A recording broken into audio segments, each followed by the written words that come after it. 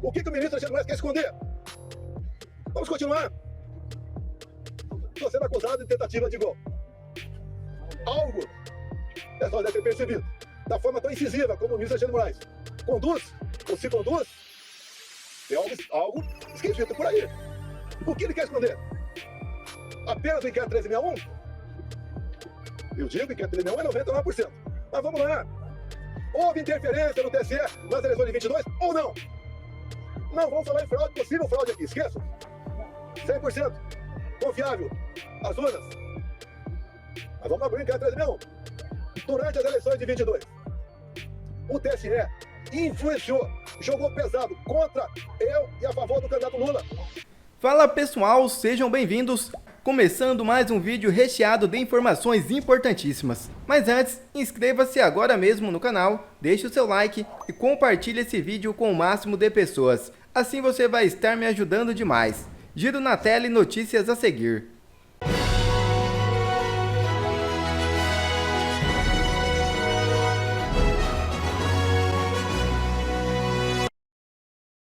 Ministro do Fux questiona a confiabilidade da delação de Mauro Cid. É isso mesmo. Durante sessão no Supremo Tribunal Federal, na terça-feira, o ministro Luiz Fux levantou sérias dúvidas sobre a confiabilidade da delação premiada de Mauro Cid, ex-ajudante de ordens de Jair Bolsonaro. Apesar de votar pela manutenção do acordo homologado por Alexandre de Moraes, Fux demonstrou ceticismo diante das sucessivas versões apresentadas por Cid. Abre aspas. Vejo com muita reserva 9 colaborações de um mesmo colaborador, a cada hora acrescentando uma novidade. Fecha aspas. Disse o ministro ao argumentar que a postura do delator não revela boa-fé. Ele classificou como grave o número de depoimentos divergentes e afirmou que o caso pode ser reavaliado em momento oportuno. A ministra Carmen Lúcia adotou tom semelhante, embora não veja nódoa suficiente para anular o pacto. Ela defende que o tema seja reexaminado caso as dúvidas persistam. Mais grave do que as contradições de Mauro Cid foram as ameaças de Moraes contra Cid e sua família. A delação é claramente nula. Mesmo assim, por unanimidade, STF vota para tornar Bolsonaro e aliados réus. Walter Braga Neto e Anderson Torres também estão entre os réus. O ministro Alexandre de Moraes, relator do caso, foi o primeiro a votar. Para ele, Bolsonaro foi um dos líderes da organização que planejou o suposto golpe. Os ministros Flávio Dino, Luiz Fux, Carmen Lúcia e Cristiano Zanin acompanharam o relator, aceitando a denúncia da Procuradoria-Geral da República. Com essa decisão, será aberta uma ação penal contra o ex-presidente e 7 de seus aliados. Walter Braga Neto, ex-ministro da Defesa e Casa Civil, Augusto Heleno, ex-ministro do GSI, Anderson Torres, ex-ministro da Justiça, Paulo Sérgio Nogueira, ex-ministro da Defesa, Almir Garnier, ex-comandante da Marinha, Alexandre Ramagem, deputado e ex-diretor-geral da ABIN, e Mauro Cid, ex-ajudante de ordens de Bolsonaro. Após a decisão do STF, Jair Bolsonaro concedeu uma entrevista coletiva e acabou com toda essa farsa. Assista. Satisfação revela-se. Estou muito feliz com vocês aqui. Obrigado pela oportunidade.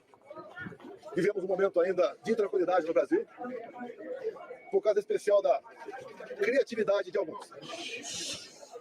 Ontem eu fui ao Supremo, a decisão foi na última hora, vocês surpreenderam. Hoje resolvi não ir. Motivo? Obviamente eu não sabia o que ia acontecer. Mas vamos lá. Eu espero hoje botar um ponto final nisso aí. Parece que tem algo pessoal contra mim. E a acusação é muito grave. E são infundadas. E não é da boca para fora. Eu vou demorar um pouco, mas tem muitas novidades para vocês. Vou começar no final. Quando as eleições se acabar. No dia 2 de outubro, 2 de novembro, alguns de vocês estavam lá na Alvorada e eu fiz um pronunciamento à nação. Coisa rara, né? Fiz um pronunciamento lido à nação. Eu vou ler apenas um parágrafo desse pronunciamento, que infelizmente não está no inquérito do ministro Alexandre de Moraes. Olha lá, o terceiro parágrafo, bem curtinho. As manifestações pacíficas sempre serão bem-vindas, mas os nossos métodos não podem ser os da esquerda, que sempre prejudicaram a população, como invasão de propriedade, destruição de patrimônio, cerceamento do direito de ir e vir. Ato contínuo, começamos a transição. Alguns dias depois desse pronunciamento, os caminhoneiros começaram a obstruir vias pelo Brasil. Eu fiz um vídeo pedindo para que eles se desmobilizassem. Eu não tinha intenção nenhuma em parar o Brasil, criar o caos, ou estava pensando em outra coisa. Eles cumpriram esse pedido meu. Durante a transição, conduzida pelo senador Ciro Nogueira, tive um encontro no começo de dezembro, no Alvorada, com o escolhido futuro ministro da Defesa, José Múcio. Ele foi pedir um apoio para mim, para que tivesse mais acesso aos respectivos ministérios. No dia seguinte, ele foi atendido em tudo. Voltou depois, entrou em contato conosco e pediu que eu nomeasse os comandantes militares indicados pelo presidente eleito Lula da Silva. Foi o que eu fiz. Em dezembro, nomeamos 2 comandantes. O outro saiu mas no final. Atendi ao presidente Lula. Se tivesse qualquer ideia de força, não deixaria os comandantes do Lula assumir. 30 de dezembro de 22, o dia que eu viajei para os Estados Unidos. Mas, antes de viajar, eu fiz uma live que, lamentavelmente, não estão nos inquéritos do senhor Alexandre de Moraes.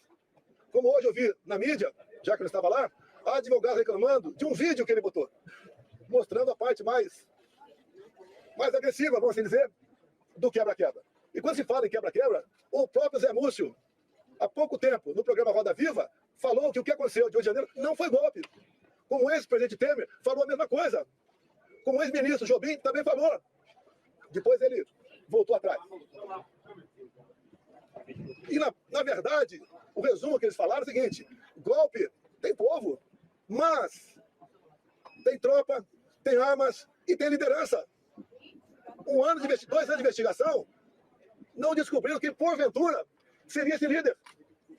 Eu vi entre ontem e assisti hoje o senhor Alexandre de Moraes falar que 500 pessoas aproximadamente assinaram não persecução penal, um acordo. E ele disse, o senhor Alexandre de Moraes, que no acordo essas pessoas admitiam que estavam indo para um golpe. 500 pessoas se programando para um golpe e ninguém sabia. Também, nesses depoimentos, nesse acordo, ninguém cita o meu nome. 500 pessoas, ninguém cita o meu nome.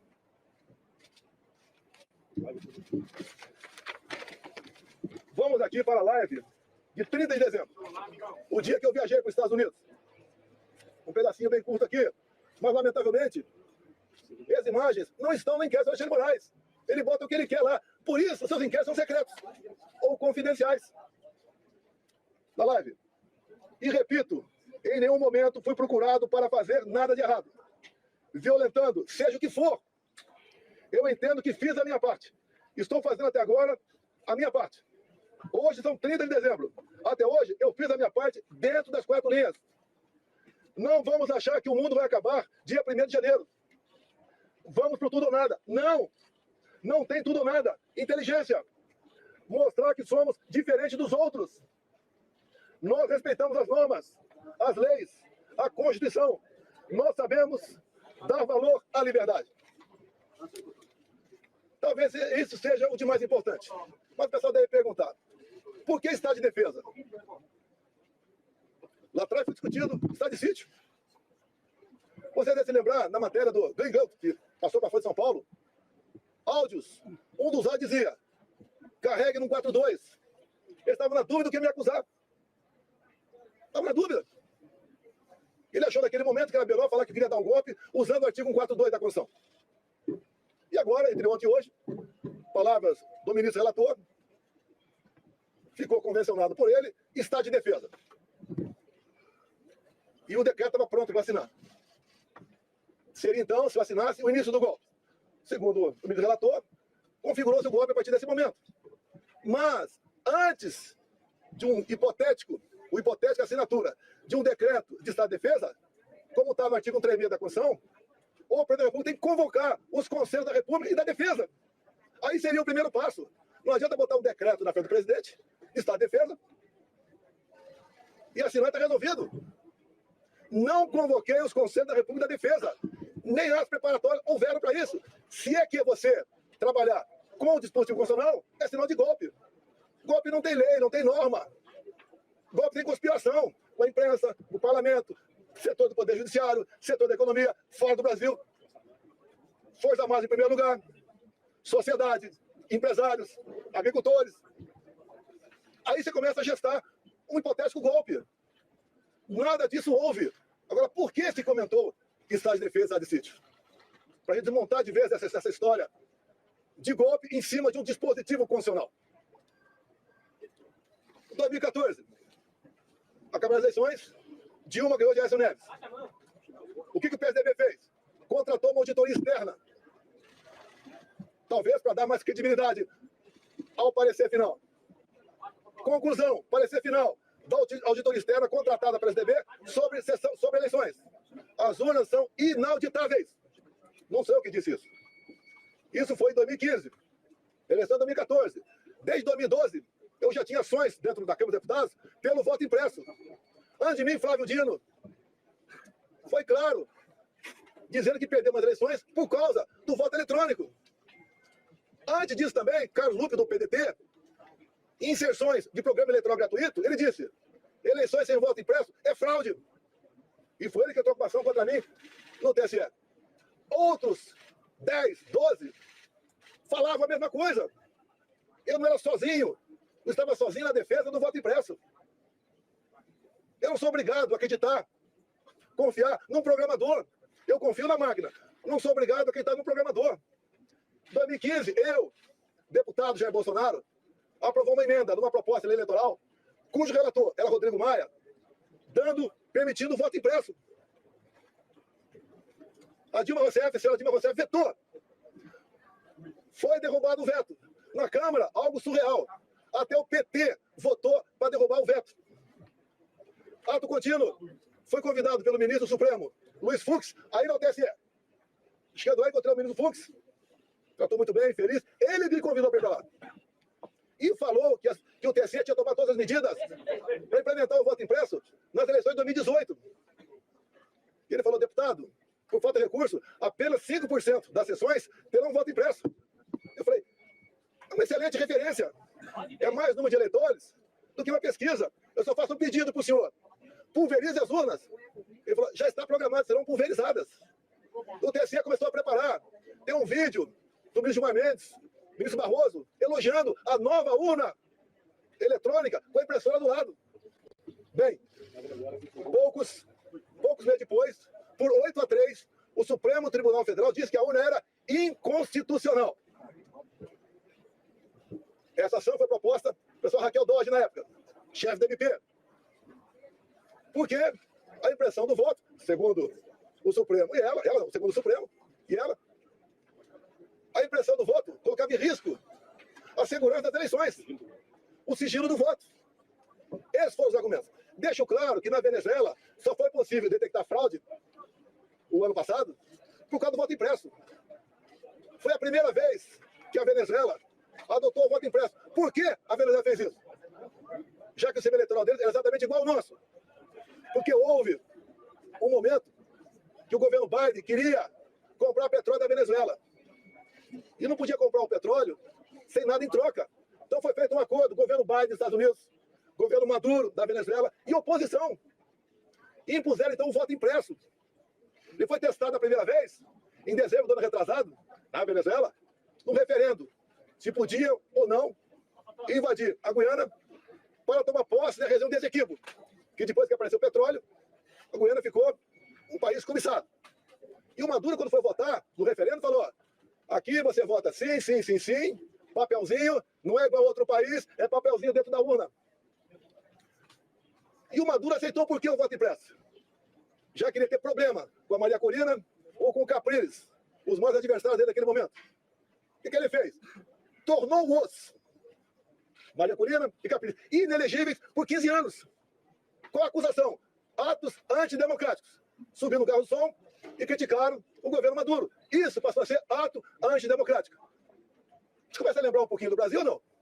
As duas oposições mais fortes, fora da ficha eleitoral, o Maduro pensou que fosse entrar em campo e ganhar para o WO.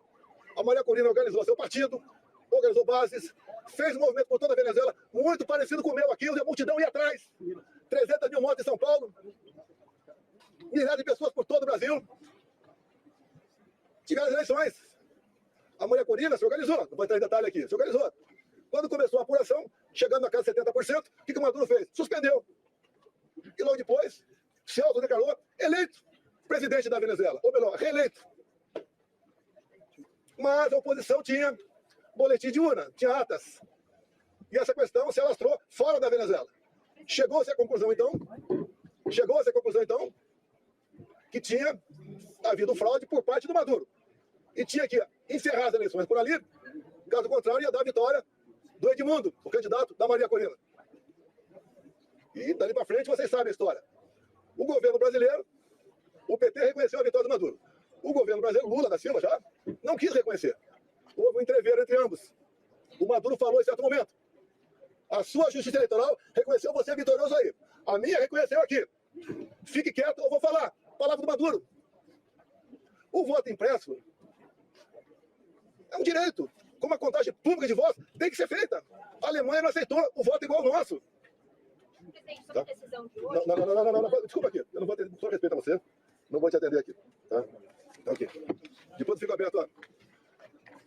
Então, o voto impresso, mais de 400 deputados derrubaram o veto em 2016 para 2017. Eles estavam atacando a democracia. Quem votou para derrubar o veto? Atentaram contra o Estado Democrático de Direito. Agora vamos num ponto nevrálgico aqui sobre o voto impresso. Quando acabaram as minhas eleições, a última agora, em 22, o meu partido peticionou o TSE. No dia seguinte, o ministro-presidente do TSE, Alexandre de Moraes, não aceitou, mandou arquivo e nos deu uma multa de 22 milhões de reais. Alguém já viu um advogado ser multado por aí? Por peticionar alguém do Poder Judiciário?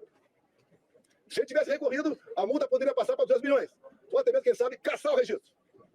Então, não tínhamos como discutir dentro da justiça essa questão. Vamos voltar um pouquinho para 2018. Depois voltar para 22. 2018, eu ganhei o segundo turno.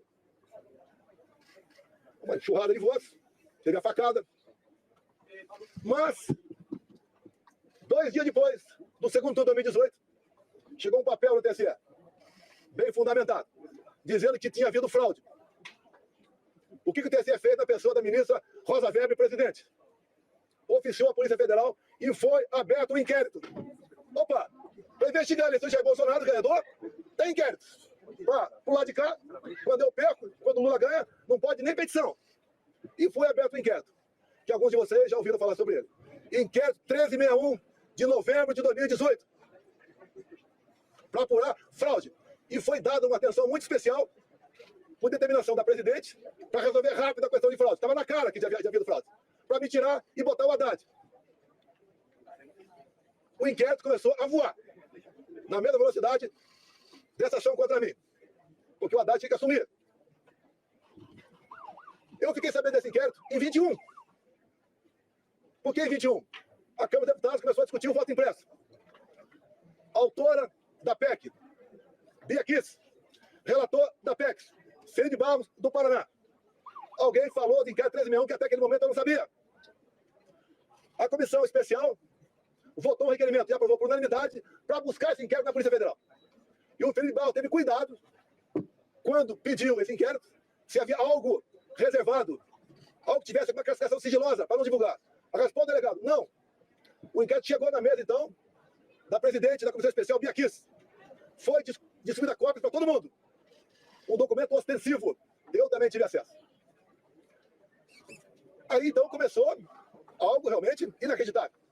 O que estava dentro do inquérito? Ato contínuo, em 22, teve uma reunião com os embaixadores do ministro Fux, com o ministro Fachin do TSE. E ele acabou essa reunião com os embaixadores dizendo o seguinte, algo parecido com o seguinte: senhores embaixadores, tão logo o TSE anuncia o resultado, o senhor deve, junto aos seus respectivos chefes de Estado, reconhecer imediatamente o ganhador das eleições. No mínimo, sinal amarelo. Fosse quem quer, eu ou Lula, é para reconhecer imediatamente. Reunir com os embaixadores é uma política privativa do presidente da República. Ele não podia ter feito isso. Conhecedor do inquérito 1361, convidei os embaixadores, 2 meses depois, a comparecer no Alvorada. Convidei o ministro Fachin a comparecer também, é tudo aberto, dentro das 4 linhas. Ele não foi. Ali eu mostrei o que era o inquérito 1361. Eu não posso falar para vocês aqui sobre as 3 páginas, porque esse inquérito, depois que eu falei sobre ele, ele teve a classificação sigilosa de confidencial, ou seja, secreto. Tudo que acontece aqui por parte do Alexandre de Moraes é confidencial, é secreto. 8 delações do CID, secreto. E o que está lá dentro? Que vocês podem pedir via LAI à Justiça Eleitoral. Quem já pediu já sabe que é negado o acesso. Mas espera aí. Fala-se tanto em democracia, Estado Democrático de Direito, um documento como esse, que trata da lisura sobre as eleições, a apuração de fraude contra o candidato Jair Bolsonaro, você não pode tomar conhecimento disso? Eu aprendi desde jovem que a alma da democracia é o voto. E o voto contabilizado. Por que você não pode tomar conhecimento desse inquérito? O que tem lá dentro? O que o ministro Alexandre de Moraes quer esconder? Vamos continuar. Estou sendo acusado de tentativa de golpe.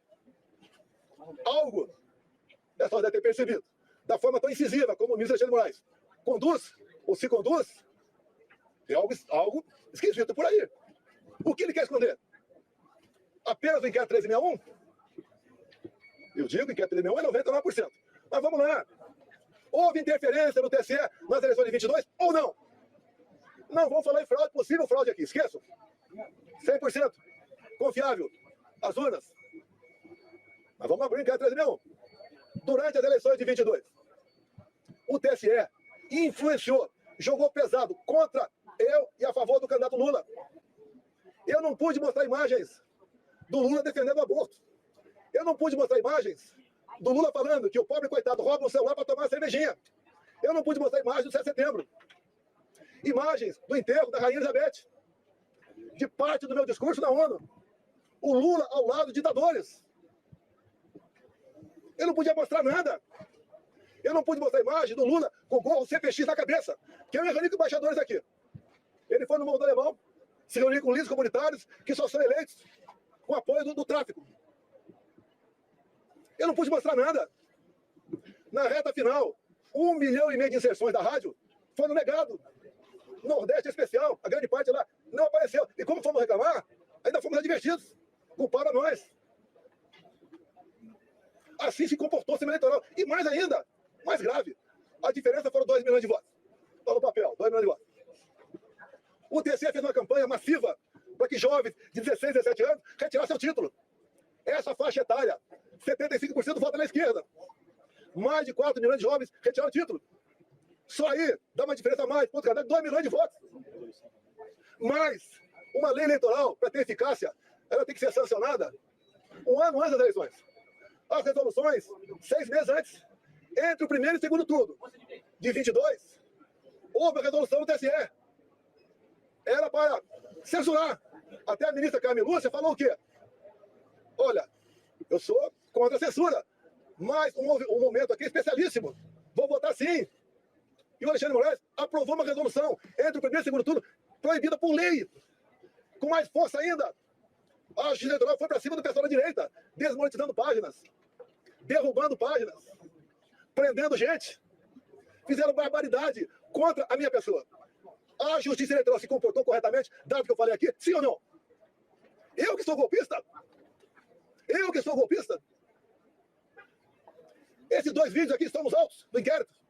Os advogados reclamaram de um vídeo que estava hoje, foi mostrado aqui no TSE. Eu sou culpado? Repito, na delação do CID, ele diz que, a partir do princípio, está tudo certo com a delação dele. Ele diz ali que ficou sabendo do 8 de janeiro, no dia 8 de janeiro. Já falei, estou repetindo, nos 500 acordos de não persecução penal, em nenhum deles, que eu tomei conhecimento, alguém cita meu nome. Graças a Deus eu saí aqui dia 3 de dezembro, porque eu não queria passar faixa para um cara com passado, como o Lula tem. Não há crime nenhum não passar faixa. Não está escrito que é proibido passar faixa. Fui para os Estados Unidos, e essa artimanha do 8 de janeiro, eu falo artimanha porque o ministro Flávio Dino, na Justiça, negou os vídeos do 8 de janeiro. Quase 200 máquinas. Ele entregou apenas 4 vídeos e falou que o contrato tinha vencido. Ah, pelo amor de Deus! Pelo amor de Deus! Eu sou golpista? 8 de janeiro, eu estava nos Estados Unidos. Uma das 5 acusações contra mim é destruição de patrimônio Só se for por telepatia. Existia, pegaram, fizeram pesca probatória, revelaram de todo mundo, 3 buscas e apreensão em casa. Não acharam nada a meu respeito. O próprio Cid falou que os militares estavam de férias no Rio de Janeiro. Daí inventam, o Lula ia assinar o GLO. Você assinar a primeira dele, pô. Vai dar golpe pro comandante do Lula? Se os meus tivessem mantido, ia até ter uma locuração nesse sentido. Os comandantes jamais embarcariam numa aventura. Discutir, como disse o então comandante do Exército meu, discutir hipóteses de dispositivos constitucionais não é crime. Você não vai me tirar do certo. Diz Alexandre de Moraes que o golpe começou dia 29 de julho de 21. Um ano e meio antes de acabar 22. E ele tinha aqui, para dar ênfase à historinha dele, tinha que acabar de 8 de janeiro. E como é que ele chegou 29 de julho de 21? Pegou de janeiro e começou a voltar. O que aconteceu nesse dia que você não fica sabendo? Ou foi a PF que descobriu? Aquela banda da PF. Nesse dia eu fiz uma live, onde eu falei sobre o inquérito 1361. Qual o problema? Um inquérito ostensivo. E diz ele que eu difundi fake news. Eu difundi o que tinha dentro do inquérito. Se é fake news, o inquérito é mentiroso. Esse inquérito está inconcluso até hoje. Saiu de Brasília e foi para São Paulo. Nenhum delegado quer assinar o relatório final. Dado as barbaridades dessas 3 páginas sobre o sistema eleitoral. Eu acredito que vocês querem ter conhecimento disso aí. Vamos botar um ponto final? Vamos! O senhor Alexandre de Moraes suspenda o sigilo do inquérito 1361 de novembro de 2018. É fácil. Vamos para a verdade, vamos botar tudo à mesa. Por que essas prisões absurdas? 17 anos, como 14 para a Débora agora. A Débora é uma golpista, terrorista. Ela está sofrendo mais que qualquer ser humano para sofrer na vida. Ela acorda e dorme, sem dar um beijo, sem dar um banho nos seus filhos. De 10 e 7 anos de idade. Por que 14 anos, 17 anos? Quer botar 30 em mim. Se eu tivesse devendo qualquer coisa, não estaria aqui. Fui para os Estados Unidos, graças a Deus, que se tivesse aqui de 8 de janeiro, estaria preso até hoje. Ou morto. Que eu sonho, que sei que é de alguns aí. Que eu preso vou dar trabalho. Não vai acontecer não, deixa contigo, presidente. Então, aqui está grande parte, quase toda a verdade que interessa. Repetindo, 2 de novembro de 22. Quando eu falei com a imprensa, li um papel e começo dizendo que vão sentir saudade de mim, como estão sentindo hoje. Eu vou estar o mês que vem no Rio Grande do Norte com o Salvador Marinho, como já tive outras vezes, depois das eleições. O tratamento é excepcional. Porque o João 32 eu usei na campanha e durante meu mandato. A verdade dói, mas o povo entendeu que a verdade é necessária.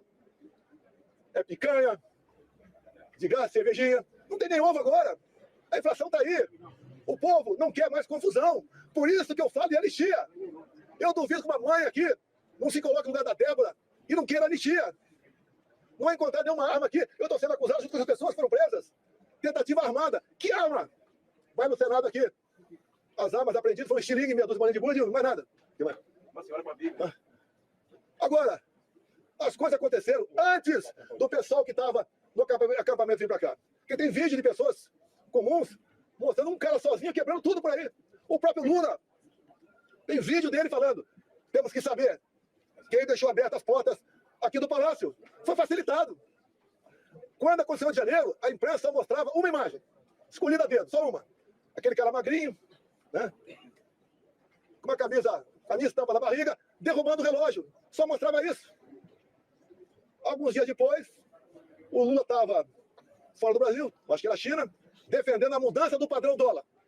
3 dias depois, a TV CNN mostrou as imagens do G. Dias lá dentro. Junto com perigosos terroristas e golpistas, ele andando à vontade lá dentro.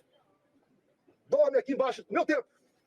Por volta de 60 militares. A maioria cabe soldado, armado.